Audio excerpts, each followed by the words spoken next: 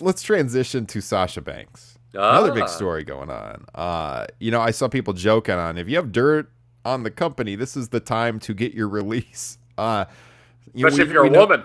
Yeah, Yeah. we know Sasha and Naomi walked out due to the creative direction for the Hell in a Cell premium live event. I almost said pay-per-view, premium live event back in the middle of May, have not been seen since. We know that both of their contracts were frozen. Sasha has a long-term deal in place. Naomi was starting to negotiate a new deal.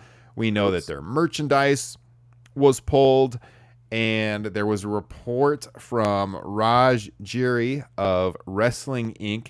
last night that Sasha was getting released by WWE, and he couldn't confirm if that was the company's doing or her request being honored. He didn't know the specifics. He's doubled down on it today, saying if he's wrong about this story, he'll never break news again.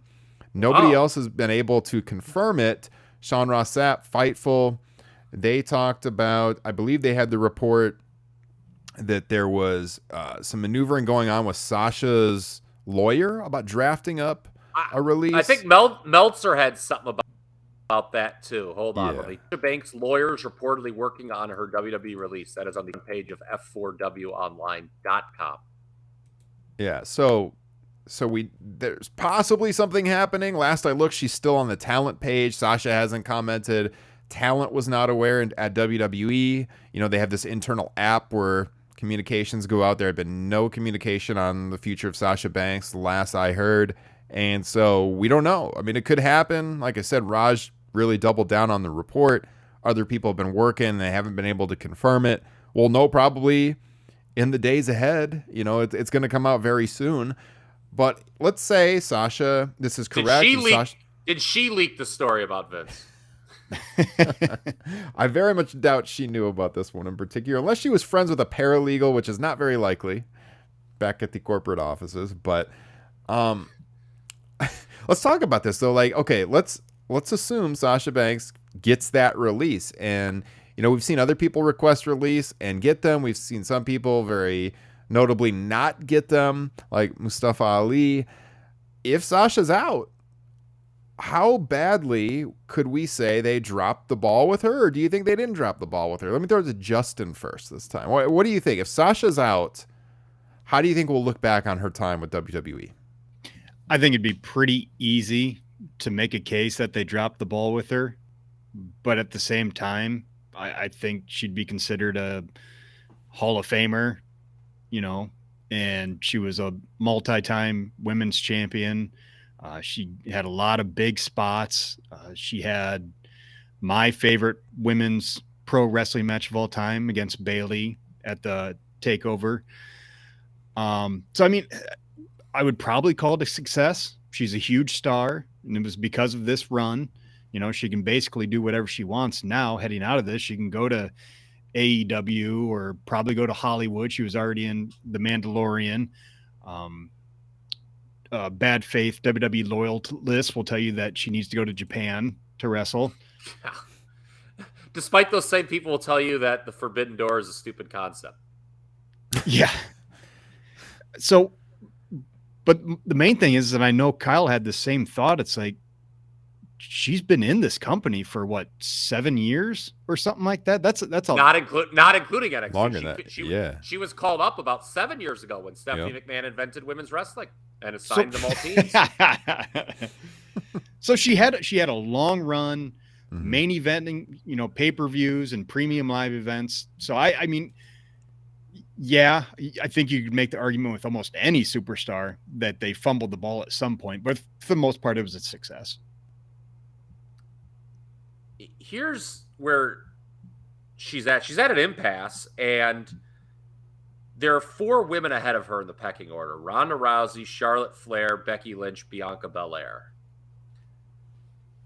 And if you're Sasha and they're not going to take the tag team titles seriously, she probably viewed that as a situation where it's like, all right, they're not going to put me ahead of any of them while they're here, but maybe the tag team titles is my way to be relevant, be at the top of the card. And obviously she realized that's not the case.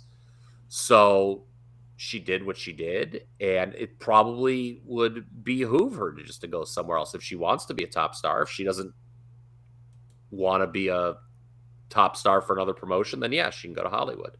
I think you can call into question some of the booking decisions, like, should she have always like lost the title like right after every time she won it, right? Wasn't there a big thing? She like never had any successful title defenses for the longest time.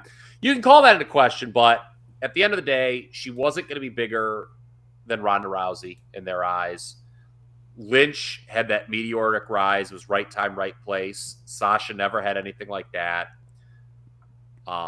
Bianca, they had to bring somebody new into the fold. I mean, you just can't have, as Justin so eloquently put it, we're talking about a lot of women who fall to the Jake Roberts rule now. A 6-year run. Yep. For people unfamiliar, Jake Roberts rules, very simple. Man had a better run than 90% of the people in WWE. He was there for 6 years. And unlike the modern crew, didn't have to be on TV every week. So, and then, with Charlotte, okay, you can argue if Sasha gets that push, is she every bit as star as Charlotte is? I don't know. But Charlotte's Ric Flair's daughter, and the corporate executives and Vince just see they see Charlotte Flair as a bigger star than Sasha, in my opinion. Now, is Sasha a better worker than all 4 of those women? Yes, she absolutely is. But I don't think that matters to the WWE brain trust. It's interesting, though, that she is breaking through a little bit, in Hollywood right now as this happens, because obviously they like to keep people around when they break through at Hollywood. It props up the company. So that's the timing issue with this. I mean, long term, she has success in Hollywood. I don't know that the corporate execs come around on her, that she's bigger than Charlotte Flair. We know, I don't know that Charlotte's particularly happy there right now, but she's kind of, go ahead. The thing is, they kind of meaning WWE, resent outside success in some regards. But they like to keep you around, to call you in when they can. But you're right. I mean, look at Dave Bautista. Yeah, they thought his movie was going to be shitty and laughed at it. Way to go, Trips. Oh, yeah. Yep. But, I mean, they like having their stars in Hollywood so they can use that to prop up their once own they become bigger brand. Stars. Like, I think to them, it's like, oh, okay, she did this nice little movie, whatever. She's still WWE, and she's still our number 5 woman. But, yeah, I mean, if she became a bigger star in Hollywood, yes, of course they would come back and kiss her ass and throw a lot of money at her. So, I mean, that's the thing. I think it's a very logical move to either try to become a bigger star in Hollywood. I don't know if that's possible. Or go to AEW and try to be the top woman there and be a bigger star than she was in WWE. I don't know if that's possible either. They have, I mean, she's going to be fighting with Jade Cargill and Britt Baker over there. They have top women stars. Again, Sasha's a better worker than those two. Absolutely. Yeah. But that doesn't mean she'll be the biggest star. Yeah. She'd so be we'll follow the story. We'll follow the story. She has a better chance to be a top woman in AEW than WWE, obviously.